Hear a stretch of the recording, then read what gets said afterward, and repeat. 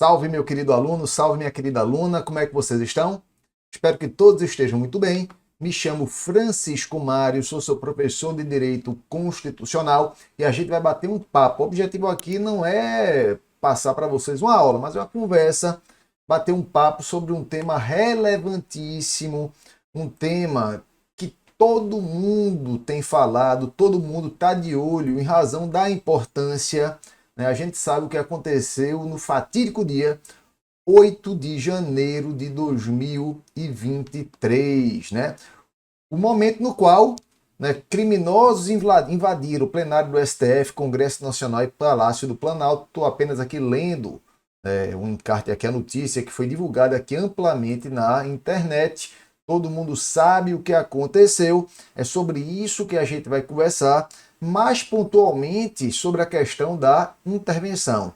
Mas antes de a gente conversar, segue o canal do Aprovação PGE para você não perder nenhuma dica, para você não perder nenhuma informação relevante. A gente vai estar sempre aqui tratando dos tópicos de interesse, né, do direito constitucional e de outras matérias que são relevantes para você enquanto cidadão e também para você enquanto estudante de concurso público, principalmente na área da advocacia pública. Isso aqui é um tema relevantíssimo. Olha só, quando a gente fala do ocorrido no fatídico dia 8 de janeiro de 2023, né, no qual se tentou um golpe de Estado, houve uma situação de vandalismo generalizado ali em Brasília, tanto na sede do Executivo Federal, quanto do Legislativo, quanto do STF. A gente pode analisar a situação sob diversos enfoques. Você pode analisar pelo âmbito, né, do direito penal, você pode analisar pelo âmbito do direito administrativo, você pode analisar pelo âmbito do direito constitucional e vários outros. Direito civil, ali houve, né, um dano ao erário que sujeito infrator a indenizar. A gente vai analisar, óbvio, dentro da mesma matéria, o direito constitucional. E no âmbito do direito constitucional, a gente consegue analisar também em vários aspectos. A gente vai concentrar aqui na questão da intervenção. Foi o modo que se utilizou para solucionar aquela situação ocorrida no dia 8 de janeiro. Será que a solução foi a mais correta? Será que havia outra medida capaz de sanar o ocorrido? Eu vou responder isso para vocês mais no final do vídeo. Antes eu quero explicar para vocês o que é intervenção. De nada adianta aqui eu chegar a uma conclusão se vocês não compreenderem o que é uma intervenção, qual é a sua função, qual é a sua finalidade e como funciona. Isso é importante para você enquanto cidadão e é importante também para você enquanto estudante de concurso. Então bora bater um papinho sobre o tema, né? Antes eu vou me apresentar para quem não me conhece, né? Eu sou Francisco Mário, como eu falei, sou professor de Direito Constitucional, sou escritor do livro Diálogos sobre Direito Constitucional pela editora Juspódio. Olha só, para a gente poder compreender o que é intervenção, a gente antes, aqui é uma conversa, né? A gente não vai esgotar o tema, não é nossa pretensão. Então aqui é passar ideias básicas. A gente tem que entender como o Brasil, enquanto Estado soberano, é organizado. Está até no nosso nomezinho, né? República Federativa do Brasil. Nós somos uma federação. A forma de Estado adotada pelo Constituinte de 88 é uma federação. O que é que significa isso? O que é que significa dizer que a forma é uma forma de federação, que inclusive é uma cláusula pétrea? Está lá no artigo 60, parágrafo 4º da Constituição. Não pode haver uma emenda à Constituição tendente a abolir essa federação. Falar que é uma federação significa o seguinte, que você tem um ente federal, é o ente dotado de soberania, esse ente é a República Federativa do Brasil, e esse ente federal é composto por uma reunião de entes federados, os entes que compõem a federação. No nosso caso, a União, os Estados-membros, o Distrito Federal e os municípios. Esses entes são os entes federados e que detêm não soberania, porque a soberania é atributo da República Federativa do Brasil. Os entes federados têm aquilo que a gente chama de autonomia. E de forma bem simples, pessoal, a gente pode afirmar que a autonomia é a capacidade de decidir sobre assuntos próprios nos termos fixados na Constituição. Exatamente isso. A Constituição é que vai modelar, é que vai desenhar, é que vai dar o design da autonomia de cada ente federado. É a Constituição que vai dizer o que a União pode ou não pode fazer, o que o Estado pode ou não pode fazer, O que o Distrito Federal pode ou não pode fazer, o que os municípios podem ou não podem fazer, quais são suas competências, quais são as suas vedações. Então a federação é isso. A federação é uma reunião de entes dotados de autonomia e o limite da autonomia de cada ente é desenhado pela própria Constituição Federal. Um outro ponto marcante dentro da autonomia é que os entes federados, os entes que compõem essa federação, eles não podem se separar da federação. Eles não têm direito à chamada secessão. O estado de Pernambuco, por exemplo, ele não pode se separar da federação para se tornar um estado soberano e independente. Na federação não existe um direito à secessão, porque na federação, como a gente acabou de conversar, os entes que a compõem são autônomos, então seus poderes são poderes limitados. Uma outra consequência da federação é que, como regra, anota aí, estamos chegando no interesse da gente, como regra, um ente não pode interferir no funcionamento de outro ente. Essa é a regra. Como regra, a União não pode se intrometer nos assuntos dos estados nem dos municípios. Os estados não podem intrometer-se nos assuntos da União e dos municípios.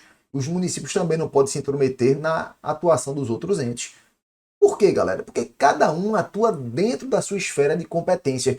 Inclusive aquela ideia que se tem, né, uma ideia equivocada, de que lei federal é superior à lei estadual, que é superior à lei municipal, como eu falei, é uma ideia equivocada. Não há essa relação de hierarquia entre norma federal, norma estadual e norma municipal. O critério para você resolver uma situação de conflito entre essas normas não é o critério da hierarquia, não. Lei federal é superior à lei estadual, então se a lei federal é contrária ao que a lei estadual determina, deve prevalecer a lei federal. Isso não existe uma federação. Na federação, a gente acabou de ver, existe uma reunião de entes dotados de autonomia, cada um atua na sua esfera de competência. Então, se uma lei federal conflita com lei estadual, como é que você resolve essa situação de conflito? A pergunta que a gente faz é, quem tem competência para tratar daquilo? Se uma lei estadual, por exemplo, quiser tratar sobre direito penal, prevalece a lei federal, porque legislar sobre direito penal é matéria afeta a União. A gente tem um Código Penal, que é uma lei federal. A Constituição prevê no seu artigo 22 que essa matéria de direito penal é de competência privativa da União. Mas imagina que a União quer fazer uma lei para regular o horário de funcionamento do comércio do município do Rio de Janeiro ou do município de São Paulo. A lei federal regula o horário de funcionamento de uma forma dos estabelecimentos comerciais e as leis desses municípios regulam de forma diferente. O que é que prevalece? Agora a lei municipal, porque estabelecimento comercial local é assunto de interesse local, é matéria de competência do próprio município. A União não pode interferir, salvo raríssimas exceções, quando se trata, por exemplo, de sistema bancário, né? Mas, como regra, não é possível essa interferência porque é assunto de interesse do próprio município. Então, o que eu quero que fique claro para vocês é que, como regra, um ente não pode interferir no funcionamento do outro. Cada ente atua dentro das suas esferas de competência. Mas essa regra tem exceção. Quando é que tem exceção? Quando a Constituição determina que um ente deve se subordinar à legislação do outro. Quando a Constituição determina que um ente deve se subordinar à legislação do outro, poderá haver essa interferência. E em outra situação relevante, quando há decretação de intervenção. Vira onde eu queria chegar? Chegamos agora. Intervenção. Na intervenção, o ente ele vai poder intervir no funcionamento de outros entes. Mas o que eu quero que vocês tenham muito fixado agora, é que essa possibilidade é uma possibilidade sempre muito excepcional. Tanto assim é, galera, que a Constituição, olha só que interessante, a Constituição permite a intervenção proibindo. Eu não gosto muito de ler a Constituição quando eu estou gravando essas aulas mais informais, não, mas eu quero mostrar para vocês aqui um detalhezinho para a gente ver. Olha o que diz o artigo 34 da Constituição. A União não intervirá nos estados nem no Distrito Federal, exceto para. Observe que ela proíbe a intervenção. A regra é a proibição, salvo as situações que ela própria elenca. Aqui no artigo 34 você tem algumas. Olha só o artigo 35. O Estado não intervirá em seus municípios. Nem a União poderá intervir em município localizado em território federal, exceto quando, mais uma vez, observe que é uma situação de exceção. Como regra, não pode haver intervenção, salvo quando a Constituição possibilita de modo expresso. Então essa é a primeira ideia que eu quero passar para vocês, que a intervenção só deve ocorrer em situações excepcionais. Como regra, um ente não pode interferir no funcionamento do outro ente. E com base nisso, com base nessa ideia do que é intervenção e antecipo que a intervenção ela existe, né, para tentar, né, para possibilitar a manutenção do equilíbrio no pacto federativo, você não, o chefe do executivo, ele só pode decretar intervenção em situações nas quais há um desequilíbrio anormal no pacto federativo, situações atípicas que fogem à normalidade, só nessas situações que ele poderá decretar intervenção. E essa intervenção é guiada, né, por algumas regrinhas que eu chamo de regras de ouro. O que são as regras de ouro? São as regras básicas que você tem que saber para compreender o que é uma intervenção. Então vamos dar uma olhada aqui nessas regrinhas de ouro. Então, primeira regrinha de ouro: os princípios que regem a intervenção. Primeiro princípio, o princípio da excepcionalidade. O que é que significa isso? É aquilo que a gente já conversou. A intervenção é medida excepcional. Só se decreta intervenção quando não houver nenhuma outra forma de sanar a situação. Segundo princípio, o princípio da taxatividade. Né? O que é taxatividade? Quando a gente fala em taxatividade, dá a ideia daquilo que a gente chama de números clausos. Ajudou muito, não? O que é isso? Hipóteses fechadas. Só são aquelas hipóteses previstas expressamente na Constituição Federal. Você não pode ampliar essas hipóteses. Aquele rol da Constituição que trata de intervenção é o rol taxativo. Quais são? Onde é que você encontra isso? Nos artigos 34 e 35 da Constituição Federal. Terceiro princípio, o princípio da proporcionalidade. O que é que significa isso? O princípio da proporcionalidade. E as medidas que vão ser determinadas durante a intervenção são apenas aquelas imprescindíveis para solucionar a questão. Não vai se determinar outras medidas que não sejam necessárias para solucionar a questão. Ou seja, a intervenção do ente em outro é apenas naquilo que é essencial para sanar a situação de anormalidade.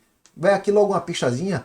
A decretação que o presidente da República, a intervenção que o presidente da República decretou no Distrito Federal não foi em todo o Distrito Federal, foi apenas na área da segurança pública. Porque se percebeu que o problema ocorria nas forças de segurança pública do Distrito Federal, que se tivessem agido prontamente, teriam evitado a situação. Foi regido pelo princípio da proporcionalidade. Não se decretou intervenção em todo o ente federativo, mas só naquilo que era imprescindível. E um quarto princípio, o princípio da temporariedade. O que é que significa isso?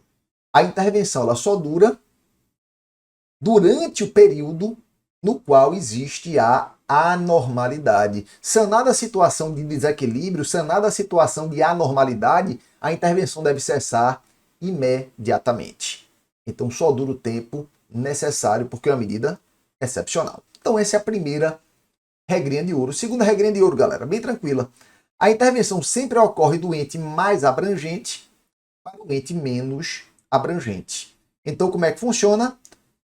Primeira regrinha aqui, ó. A União intervém nos estados e no Distrito Federal.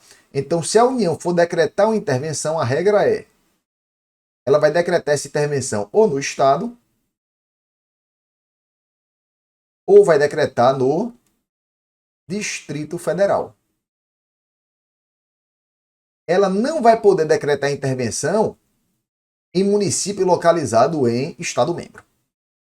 E segunda consequência, os estados eles intervêm em seus municípios. Então, o estado membro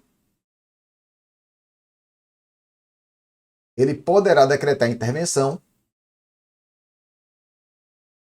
em seus municípios. Olha só algumas consequências disso. Primeira consequência: União não pode decretar intervenção em município localizado em estado membro. Lembra disso? União não pode decretar intervenção em município localizado em estado membro, porque é sempre do ente mais abrangente para o ente imediatamente menos abrangente. A União só pode decretar intervenção em município localizado em território federal, porque o território federal é um ente que pertence à própria estrutura da União. E o território federal, apesar de não ser parte da federação, ele pode ser dividido em municípios. Olha só que interessante. O território não faz parte da federação, mas ele pode ser dividido em municípios. Atualmente a gente não tem nenhum território federal. Mas se tivesse, e o território federal fosse dividido em municípios, a União poderia determinar a intervenção no município localizado em território federal. Ela nunca poderá decretar intervenção em município localizado em estado. Um outro ponto interessante é que o Distrito Federal ele só pode receber intervenção, mas o Distrito Federal ele não pode decretar intervenção, porque o Distrito Federal ele não pode ser dividido em municípios, né? Quem tiver curiosidade vai lá no artigo 32 da Constituição que vai ver. A Constituição veda a divisão do Distrito Federal em municípios, né? Você tem até lá as cidades satélites, mas a cidade satélite não é um município, é uma mera divisão ali administrativa do Distrito Federal, mas não é propriamente um município nos termos da Constituição. Como o Distrito Federal não tem município, consequência, ele só sofre intervenção, mas ele não pode decretar a intervenção. Então, bora pegando aqui a situação, o caso concreto, né? Primeiro princípio ali, né? Excepcionalidade, temporariedade, razoabilidade, né? Taxatividade. Será que estavam presentes na decretação de intervenção federal no Distrito Federal? Será que a situação era grave realmente? Aquele quebra-quebra generalizado no cérebro da nossa federação. Será que não é suficiente para que se decrete a intervenção? Vai pensando. Né? A intervenção foi decretada onde? Pela União no Distrito Federal. A Constituição, ela permite, né? Vai juntando as peças aí, que daqui a pouco a gente chega na nossa conclusão. Terceira regrinha. A intervenção é sempre decretada pelo chefe do Poder Executivo. Quando se trata de intervenção federal, quem vai decretar é o Presidente da República.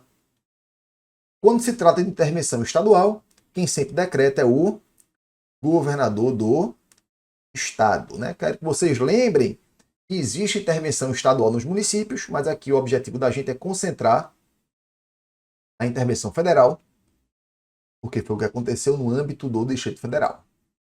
Quarta regrinha de ouro, né? Em regra, quando a intervenção ocorre, vai haver um controle político posterior. O que é que significa isso? Controle político posterior. Significa que, como a intervenção é algo muito excepcional, se o chefe do executivo decreta a intervenção, esse decreto interventivo ele será submetido ao Poder Legislativo, para que o Poder Legislativo verifique se a intervenção foi decretada validamente ou não. O que é que eu quero que vocês lembrem aqui? Primeiro ponto, que esse controle é um controle posterior. Por que é posterior? Porque quando o controle é anterior, o chefe do executivo ele tem que pedir autorização legislativa. O chefe do executivo aqui não precisa pedir autorização legislativa, ele decreta a intervenção. Decretou a intervenção, já está ocorrendo a intervenção já está vigorando. Ele agora submete esse decreto interventivo ao Poder Legislativo. O controle é um controle posterior. Então aqui, ó. O controle político da intervenção federal é realizado pelo Congresso Nacional. E se for intervenção estadual, pela Assembleia Legislativa. Vamos trazendo para o nosso caso concreto? O presidente da República decretou intervenção. Onde é que o Congresso Nacional estava? Estava de recesso, porque dia 8 de janeiro o Congresso está em recesso, ele não está funcionando ainda. Em razão disso, logo no dia seguinte, 8 de janeiro foi um domingo, logo na segunda-feira, o presidente do Senado Federal fez o quê? Fez a convocação extraordinária do Congresso Nacional.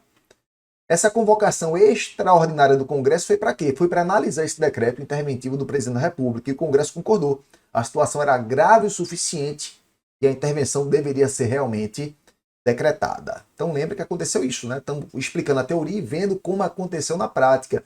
Dia 8 de janeiro, domingo, foi decretada a intervenção.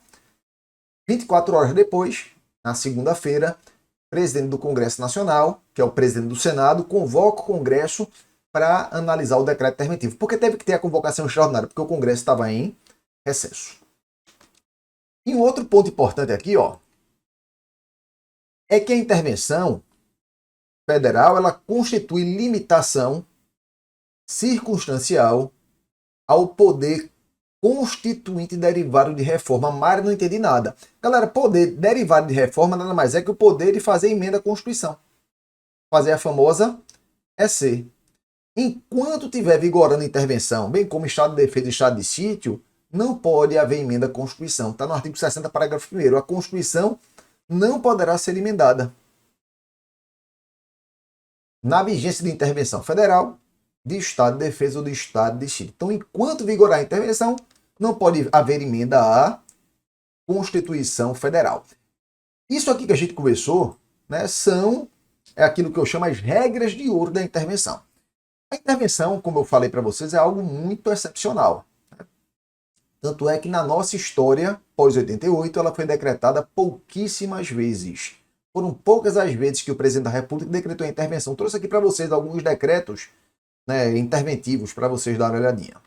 Olha só, esse primeiro aqui é o decreto número 9288, de fevereiro de 2018.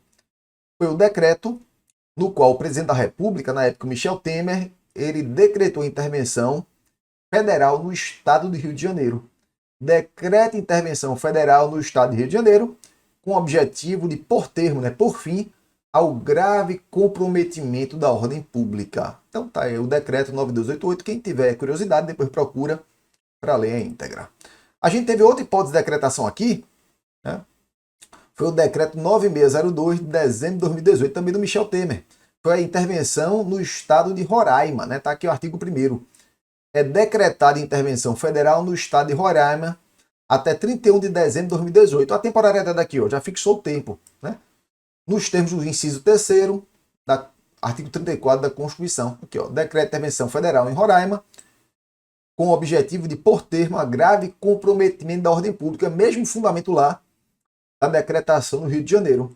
E por fim, né, mais próximo da gente, que interessa para agora, o decreto número 8 de janeiro de 8 de janeiro, decreto está sem numeração, de 8 de janeiro de 2023, né? Decreto de intervenção federal no Distrito Federal, com o objetivo de pôr termo ao grave comprometimento da ordem pública nos termos em que especifica. Então, olha a curiosidade aqui, ó. Todas as vezes que no Brasil foi decretada intervenção federal, ela teve como fundamento o quê? Por termo a grave comprometimento de ordem pública. Ou seja, uma situação que abala a ordem pública de maneira generalizada. Então a intervenção ela é decretada para sanar aquela situação e restaurar o pacto federativo. Onde é que está essa previsão? Está aqui, ó. Vou trazer para vocês aqui o texto da Constituição mais uma vez, rapidinho aqui, ó. Está no artigo 34, terceiro.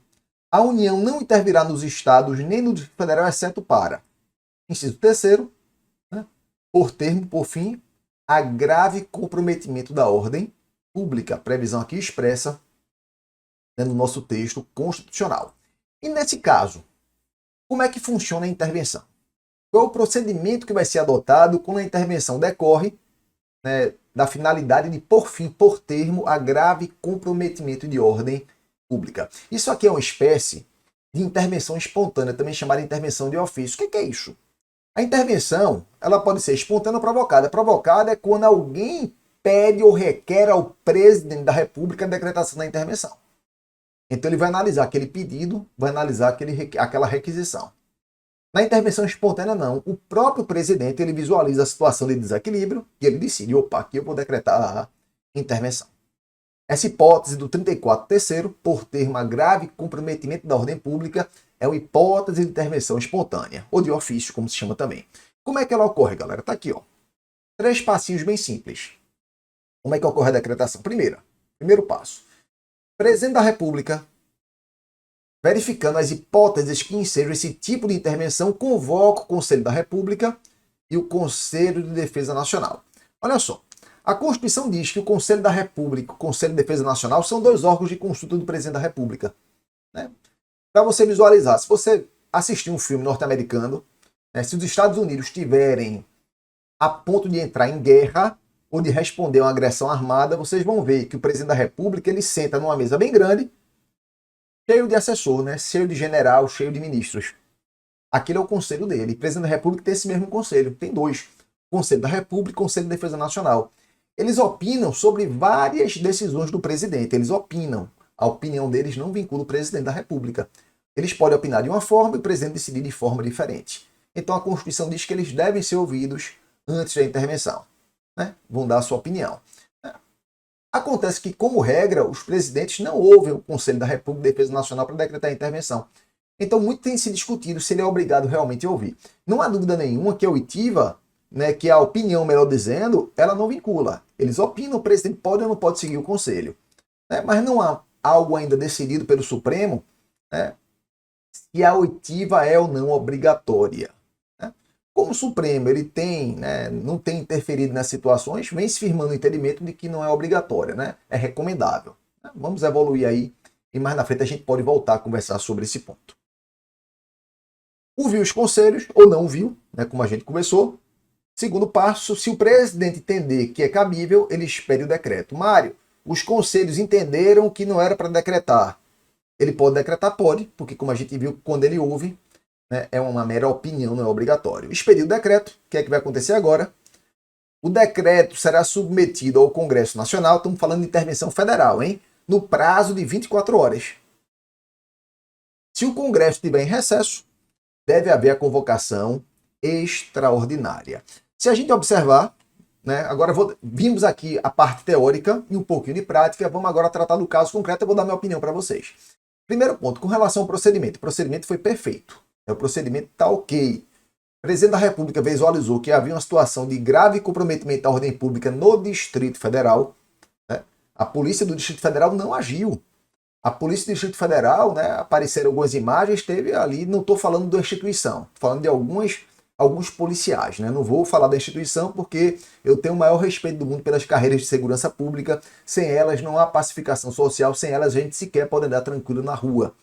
Né? Mas houve a preocupação, uma atuação preocupante de alguns membros, né, da Polícia Militar do Distrito Federal, pelo que se analisou ali, pelas imagens. Então ele, preocupado com aquilo, o que é que ele faz? Né? Ele decreta a intervenção federal. O decreto atende os requisitos, ele nomeou o interventor, fixou o prazo, fixou as medidas, atendeu o princípio da razoabilidade, não decretou intervenção em todo o Distrito Federal, mas apenas na área de segurança pública, porque ele entendeu que a intervenção naquela área específica resolveria a situação. Procedimento correto. Dia seguinte, o Congresso está em recesso, presidente do Congresso Nacional, com o presidente do Senado, convoca extraordinariamente o Congresso, que se reúne e aprova o decreto, fez o controle político, posterior, o procedimento ele está perfeito. Minha opinião pessoal sobre se haveria ou não motivo para decretar a intervenção.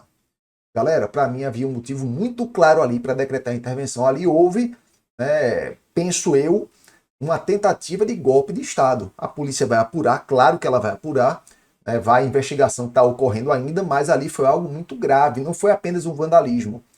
Vandalismo é quebrar coisa, ok, mas um vandalismo tentando impedir o exercício dos poderes constituídos, aí deixa de ser vandalismo, passa a ser golpe de Estado e tem que ser punido, né? Muita gente fala, não, Mário, mas ali não houve o golpe de Estado, houve uma mera tentativa. Galera, golpe de Estado é uma coisa que a gente conversa muito, é um crime que, se você for analisar mais aprofundadamente, só vai ocorrer na modalidade tentada mesmo. Porque se o golpe de Estado ele é concluído e ele tem sucesso, certamente aqueles que obtiveram sucesso, que agora estão no poder, não vão responder por um crime que eles cometeram. Claro que eles vão fazer uma alta anistia. Ou então vão dizer que aquele não é um golpe de Estado. Então, um golpe de Estado, quando você vai analisar de maneira mais profunda, é um crime que é na modalidade tentada mesmo.